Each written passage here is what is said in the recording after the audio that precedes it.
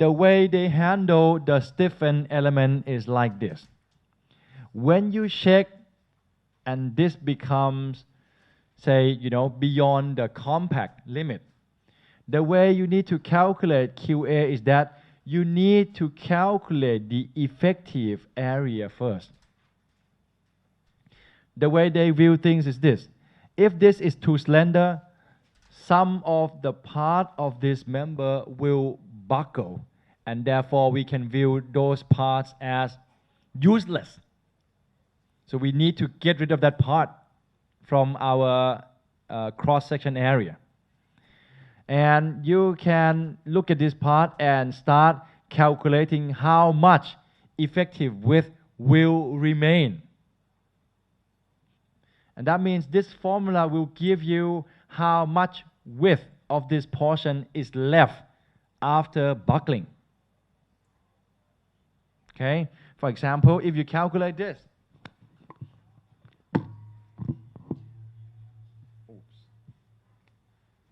remember the web? You may say, okay, that portion buckles and that portion buckles, so we have BE here. That equation will give you what remains after buckling.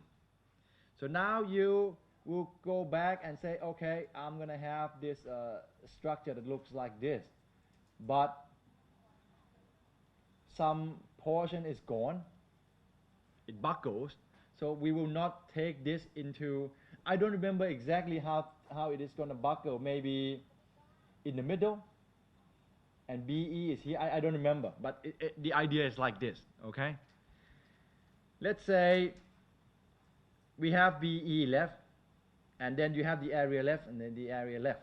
Now you know how much you have left, and then you can go back and calculate QA based on the area the area that remains after the calculation divided by the total area of the cross section. And that will give you QA. If you face this, you're going to need to do this. If you don't face this, say if you have the columns where the web is compact, we can just forget about this. But this will tell you that when you pick the column, you should check the slenderness ratio of the web, of some of it, okay? You should check all the time, I'm sorry. You should check all the time, and when you face this, you need to know that, okay, you cannot use the entire section to carry compression. But the idea is just pretty much the same. It's too slender, so some parts gonna buckle first, so that we just gonna have to take it out of our calculation. And the formula we have here is the formula that tells you how much we have left. Okay?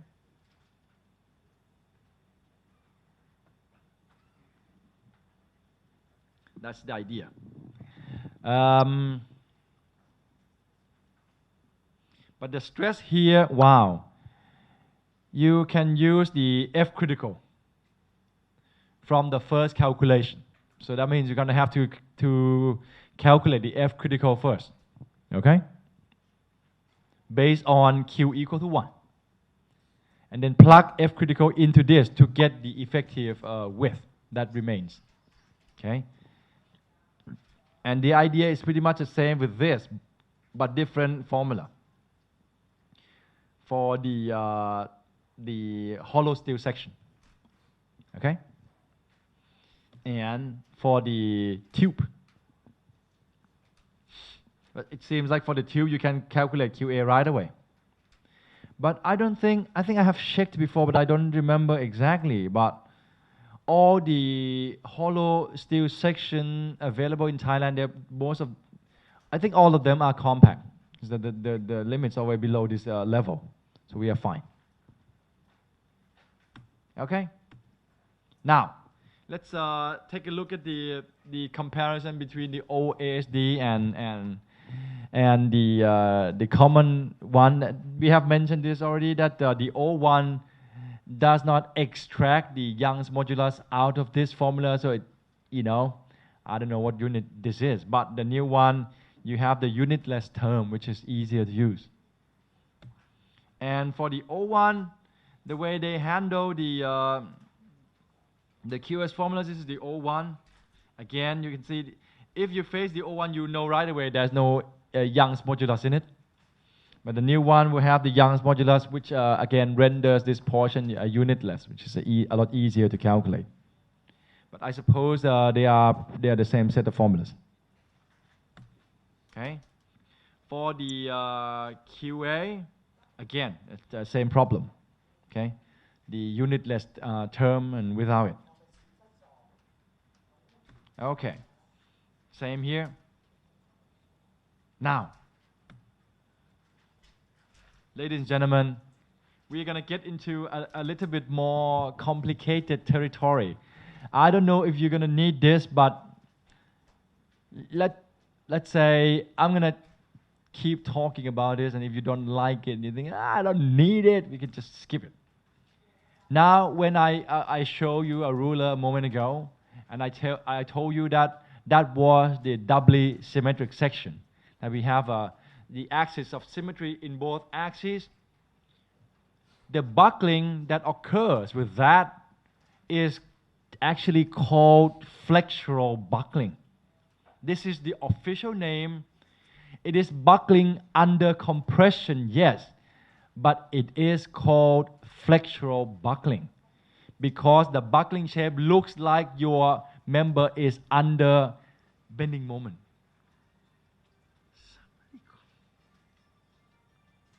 Damn. Sorry. Just had to happen, right? Some strange number calling you in the middle of the conference. Anyway.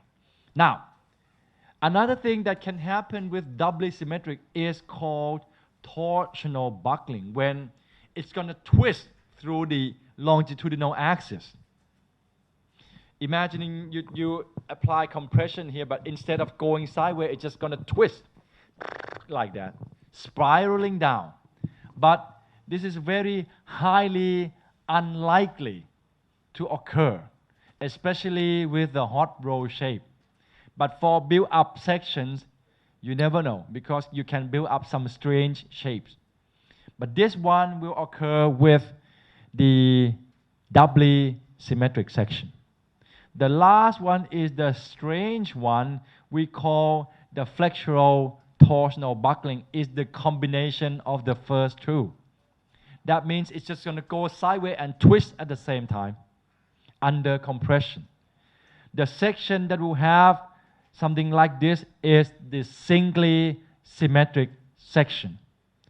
The singly symmetric section is the section that has one axis of symmetry alone. For example, the channel. Channel is singly symmetric, right? Because it has only the x-axis that is the axis of symmetry. The y-axis is not the axis of symmetry. The T has y-axis as the axis of symmetry, but not the x. So those sections, if you want to use it as the compression member, you're going to have to know that this will occur. So it's more advanced. But, you know, I have to say that I am reluctant to go into details in this because I don't think the cut T section is that popular anymore, right? Is it? It's a bit more expensive because the way we make the cut T is that we're going to have to buy the edge and then cut it into two pieces to have a T. So generally it's more expensive, and I don't think it's that popular anymore. It used to be very popular in one time because it seems to be a very, very good idea to make a truss. Right? You use a T as the top and bottom chord, and then you can use the angles as the diagonal and vertical webs. Seems good, but somewhat it is expensive. Anyway, and right now, because of the cutting technology, you can use the tube and pipe section and just cut it however you want it by using the computer to control the cutting process. So this kind of stuff is no longer very popular. So if you don't want to know it, that's fine. If you want to know it, I'm going to talk about it. but it's getting a little bit late. I need to be quick. Okay? All right, and when we have flexural buckling, it's more the same. It's just exactly the same as we mentioned in the morning. Okay? The way we the way we calculate the F critical is, yeah, we need to calculate the elastic buckling load, check if we have the local buckling issue, and then go on into this formula. But when you have the flexural buckling, you can either calculate the critical buckling stress by using this crazy formula. But this is for, I don't know. This is for the double angle and cut T that are compact, which you can only use this formula. But let's say your face is not a very happy face. So let me skip this part and say the general idea first. When you have the strange buckling mode, the way we need to handle it is we can no longer use the typical elastic buckling formula, the pi square E over KL over R square. You need to calculate the elastic buckling stress by using this instead. Now this is for torsional case. You will obtain the elastic buckling load from this formula and then plug in this. So in the end, the idea is that the F critical formula is there, always there.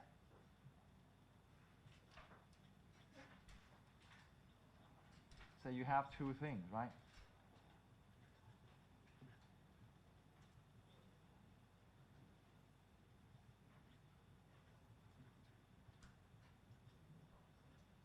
In the doubly symmetric, our Fe comes from that formula, which we are all familiar with, so we don't have any problem. But for another buckling mode, your Fe is going to be that crazy pi square E C W, whatever that is. So the major change is in the way we calculate Fe. But the idea is that no matter what we do, we're going to have to come back and plug the Fe into the F critical formula. Okay, that makes it easier, right? So if you have doubly symmetric, that is the Fe for you, the elastic buckling load for you, elastic buckling stress for you. If you want to calculate the torsional buckling, Fe must be calculated from this formula. And when you have the singly symmetric, Fe will be calculated from that. What was it? Right. It's the formulas are in this slide, so you know, just writing it here to give you some idea. EC and so on. Whatever that is, you know. Yes, sir. Yes, sir. Okay. So, yep, you know, without getting too much into the headache, that's how things are suggested in the specification. But if you generally are involved with the doubly symmetric section, you need not worry about this, okay? Okay, so we can just skip that. Oh, sorry. This is the formulas for, you know, the singly symmetric, okay? And there's another one that I didn't write down on the paper. This is for non-symmetric section. Let's say if you have a crazy shape, the calculation of Fe becomes crazier. So you just want to stick to the doubly symmetric one, right?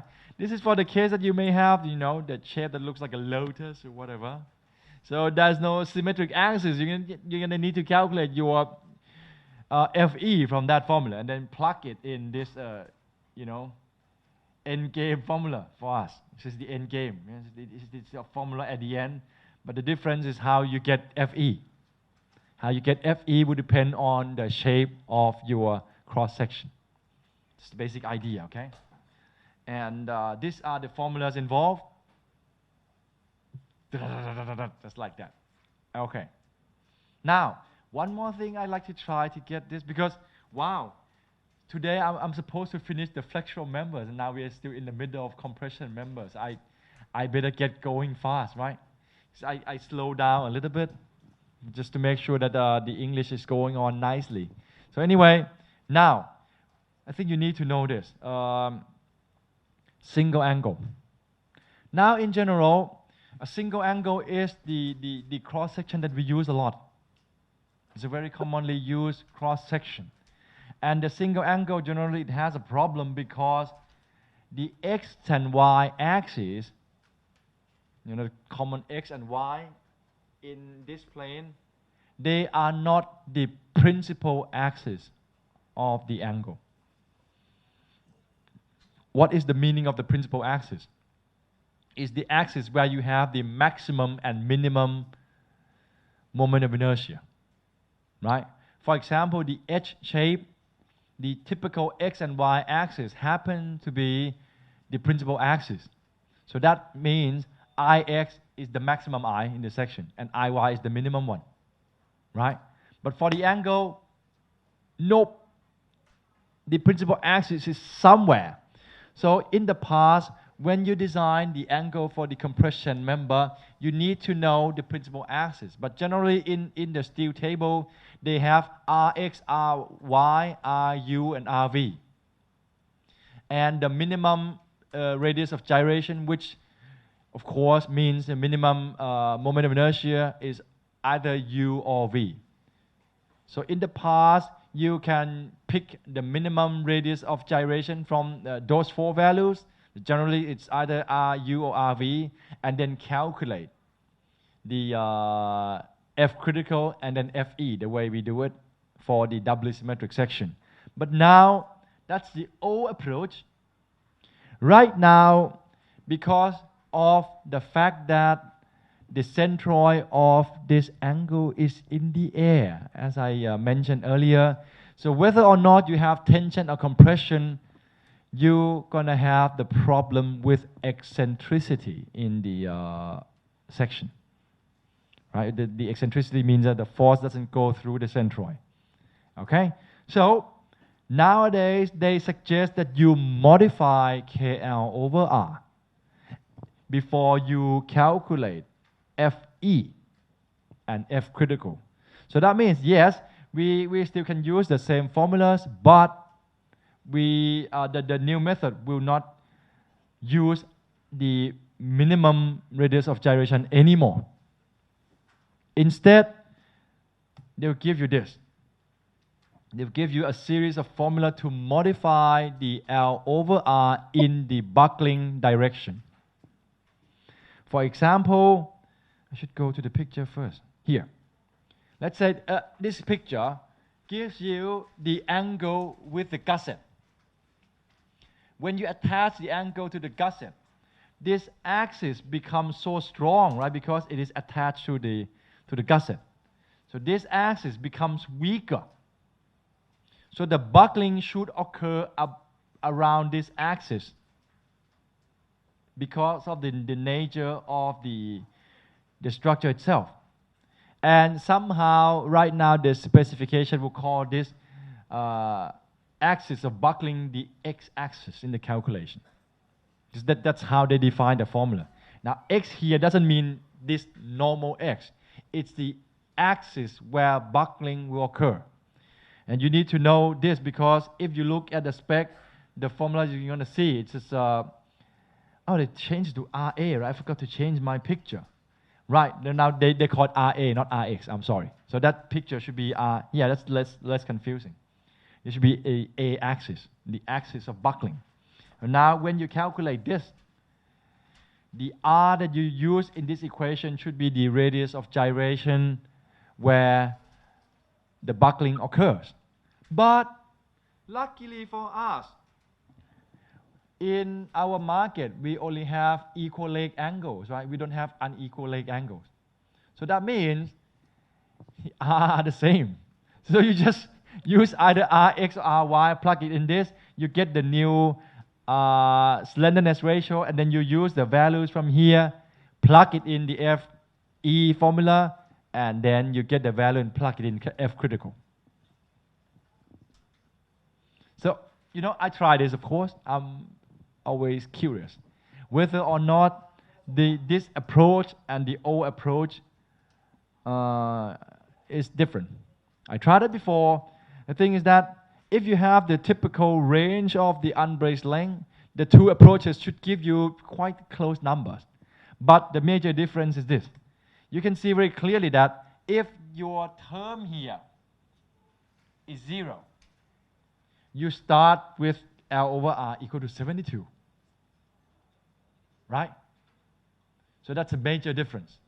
It means that they are kind of afraid of, the problem with eccentricity. So even if you have a very, very short unbraced length for the angle, you still cannot have a very strong F critical. You still get some punishment. Because it's pretty clear that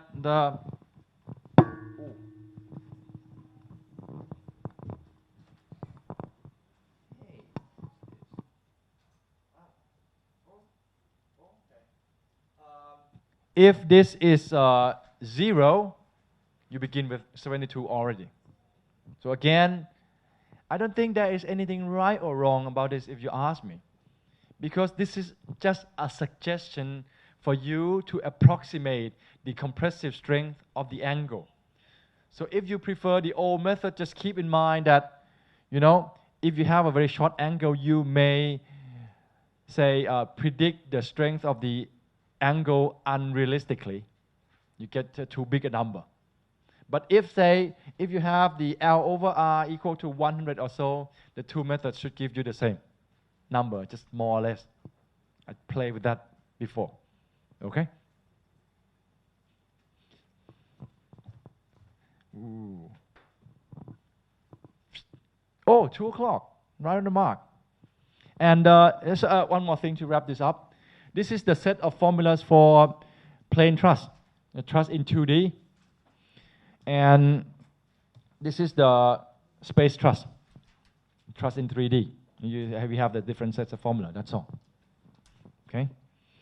Picture we have already visit. Wow, only halfway of compression. Remember, how am I going to finish the flexural members? Anyway, let's think about that later on. And you guys want a break now, maybe? It's already 2 p.m. Okay, so let's have a break. Like that.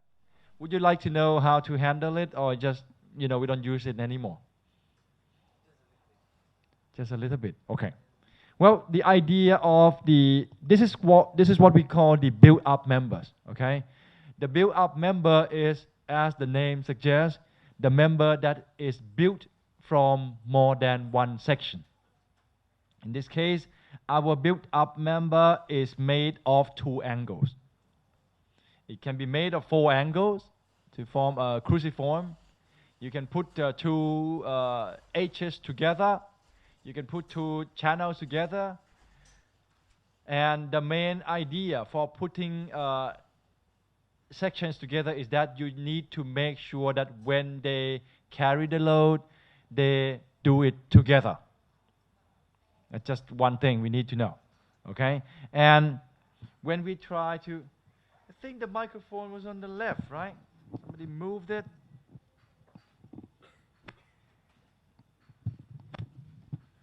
Okay, now it looks better, feels better. It used to be on the left. Nah? We need to make sure that when we connect them in the fashion that they carry compression together, not as individual member. Okay? And we do that by tying them together with some form of connectors. Okay? The problem with the connector is that these connectors will come under buckling as well. So when we do that, we need to take care of the extra effect on our connectors caused by buckling in our calculation. So that is the general idea. So if you have to do this, you need to, again, modify the unbraced length or the L over R ratio to account for the fact that some of the connectors right here, if I connect in this way, you know, when it buckles like this, my connectors will have more force acting on it. And we take care of that by modifying the L over R of that direction, just that direction. So let's say if I have that, well, I haven't done this for a long time. Kind of.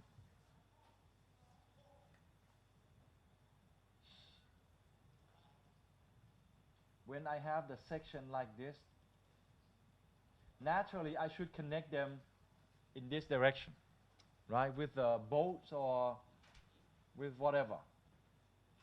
And when the buckling is going to occur, the buckling about this axis means that this the shear may occur in this plane. So this bolts may experience extra force due to buckling, and that means we need to modify KL over R in this direction, but not this one. L over R in this axis must be modified. Okay?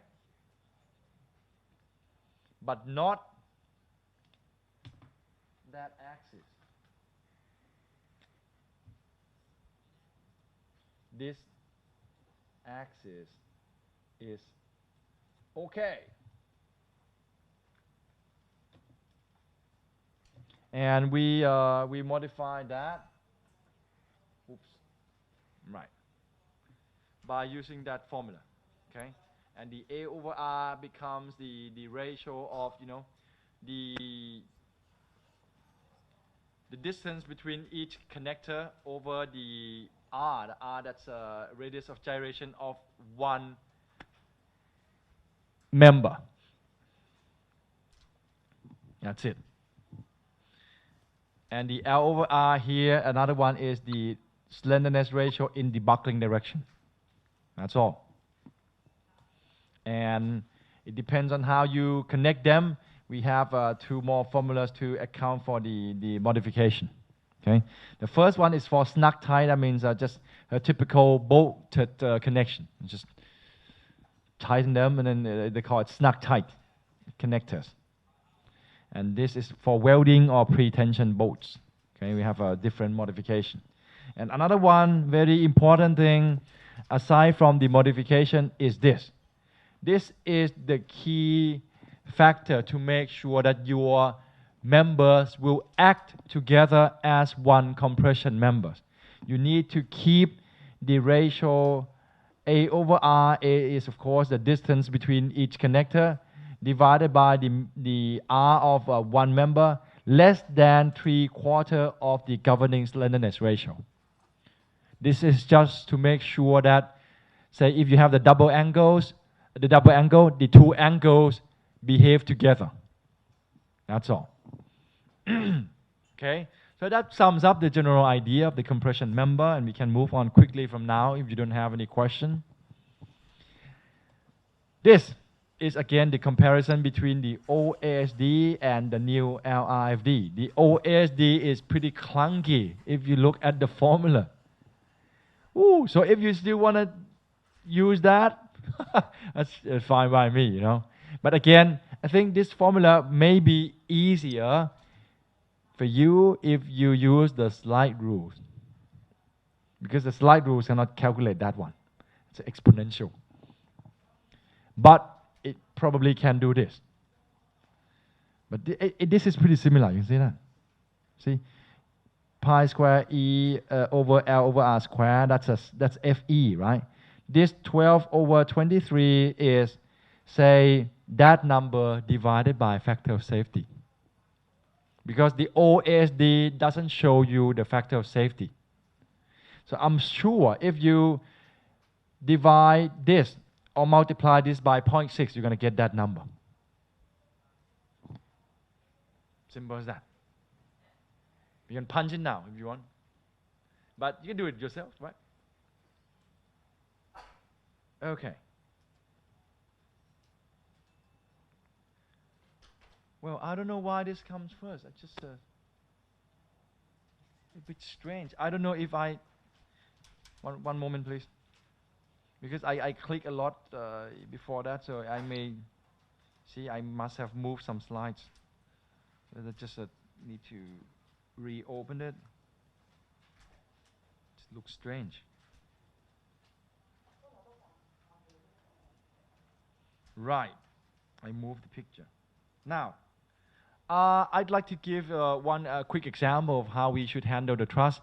This, at least the least we can do is just design some simple truss, right? After we have the knowledge about the tension and compression members and so on. So when we design the truss, there are two planes, and generally, if this is a simple beam, it means that the top chord member will be the one under compression. Correct? And the bottom chord will be under tension, so we can just forget about it. Correct? And for the compression member, again, what we are concerned about is buckling. So we need to know the behavior of the truss.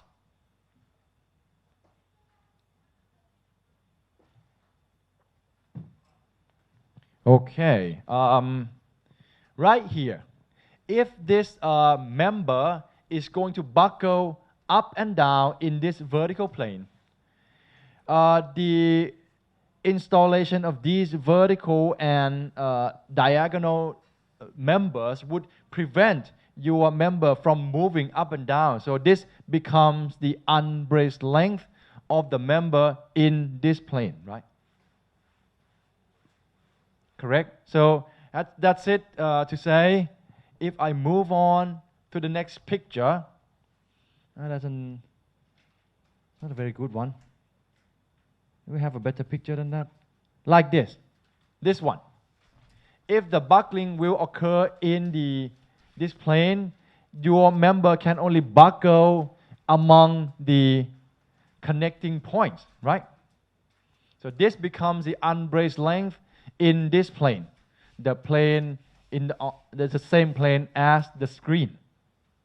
Now, for another plane, right here, the plane where your member can move out like that. Now these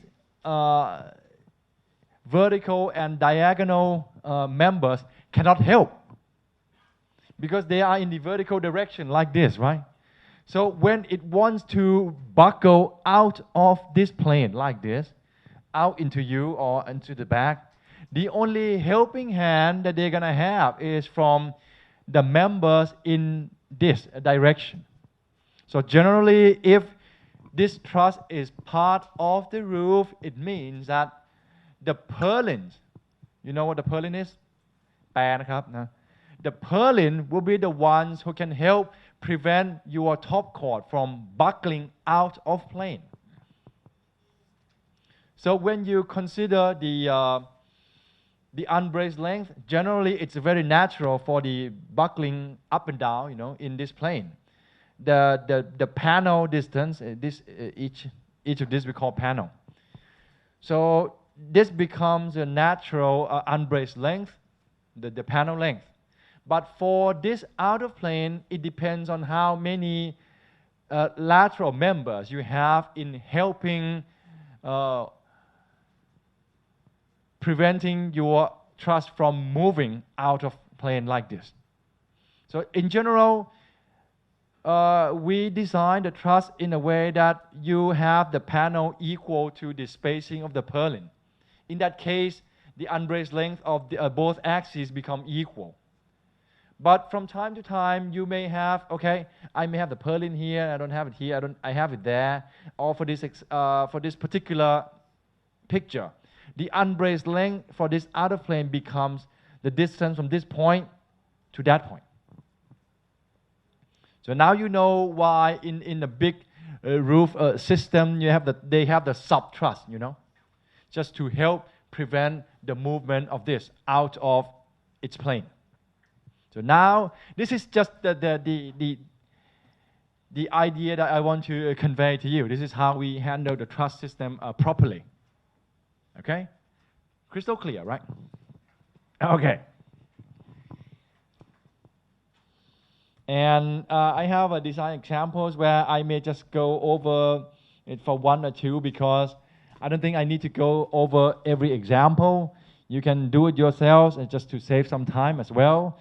And if you have any problem with any of it, you can just come back tomorrow or morning and we can discuss about that, okay? Otherwise, there is no chance that we can finish the flexural members before 8 p.m. Okay, so we will go quickly.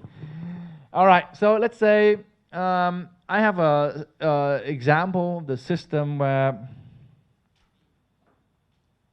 where I have T1 that carries the purlin in this direction, so that's a purlin coming in every 1 meter. And then I have the T2 that will carry T1. So you can see for T1, it has a purlin to help as a brace point. So that for this T1, if you look, look down from the plan view like this, the unbraced length for the out-plane bending becomes 1 meter because the T1 itself is braced by the purlins, right? But for T2, this T2 has 3 T1s coming in. So that means for the out of plane of T2 here, the unbraced length becomes 5 meters for the out of plane. Right? So that's it. If you understand this, there's no need to go into details at all. So for T1, I'd rather just have it, you know, a panel of 1 meter sewed together to form a T1. So for T1, the unbraced length for, you know, X and Y axes are equal at 1 meter because I have purlin at every 1 meter and I also have a panel every 1 meter. Okay? But for the T2 that carries T1, I try to make things different so that we can understand what we are doing for sure. So I have the panel every 2.5 meters. So that the buckling about the x-axis of the member, the unbraced length is 2.5, right? But for the y-axis, it's 5 meters because you have T1 coming in here, this point, and then at this point, and then at that point.